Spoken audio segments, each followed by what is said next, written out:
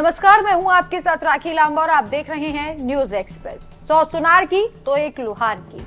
हरियाणा और महाराष्ट्र के चुनावी नतीजों के बाद कांग्रेस लगातार एक्शन मोड में है और प्रधानमंत्री नरेंद्र मोदी और चुनाव आयोग पर कड़ा प्रहार करने को तैयार है।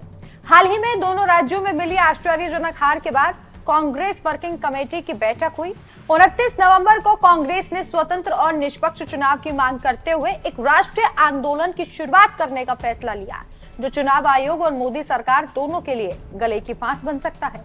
गौरतलब है कि इस बैठक में कांग्रेस ने सिर्फ इलेक्ट्रॉनिक वोटिंग मशीनों के खिलाफ या बैलेट पेपर की वापसी की मांग पर ही केंद्रित नहीं करने का फैसला लिया, बल्कि इसकी बजाय अपने आंदोलन में संपूर्ण चुनावी प्रक्रिया को संबोधित करने पर सहमति बनाई।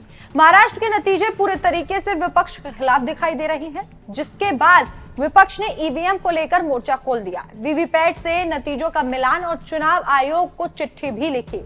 4 PM में छपी एक खबर के अनुसार विपक्ष ने साफ तौर पर बीजेपी और चुनाव आयोग की आपस में मिली भगत की बात कही है। रिपोर्ट के मुताबिक विपक्ष का कहना है कि चुनाव आयोग मोदी के कहे में चलता है और विपक्ष की कोई भी बात चुनाव आयोग नहीं सुनते हैं। अपने हिसाब से विपक्ष के सवालों का जवाब दिया जा रहा है, जिसे लेकर विपक्ष ने चुनाव आयोग के खिलाफ मोर्चा खोल दिया और एक बड़ा आंदोलन करने जा रहे हैं। यह आंदोलन चुनाव आयुक्त के लिए मुश्किलें बढ़ा सकता है। 4 PM की रिपोर्ट में लिखा है, महाराष्ट्र में एक ऐसा भी गांव है जहां कांग्रेस को एक भी वोट नहीं दिया गया, यानी उसे वहां पर 0 वोट मिले। अब गांव वाले चुनाव आयोग के खिलाफ प्रदर्शन भी कर रहे हैं। लोगों का कहना है कि जब हमने कांग्रेस को ही वोट दिया तो ऐसा कैसे हो गया, लेकिन उनके प्रदर्शन का चुनाव आयोग पर कोई असर नहीं पड़ रहा।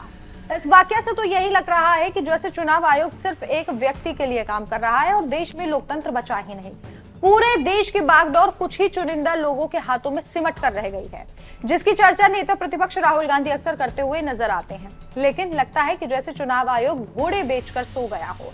अब कांग्रेस की तरफ से जब राष्ट्रीय आंदोलन की बात कही गई तो कहा जा रहा है कि चुनाव आयुक्त की कुर्सी तक जा सकती है, उन्हें इस्तीफा भी देना पड़ सकता है। चुनाव आयोग का कोई एक्शन ना लेना इस तरफ इशारा कर रहा है कि किसी एक व्यक्ति विशेष के लिए काम किया जा रहा है। जितना जवाब देने के लिए कहा जा रहा है, चुनाव आयोग वही रटी रटाई बातें कह देता है, जिसको देखते हुए विपक्ष ने मजबूत रणनीति बनाते हुए चुनाव आयोग के खिलाफ मोर्चा खोलने का मन बना लिया और आयोग को घेरने की तैयारी की जा रही है।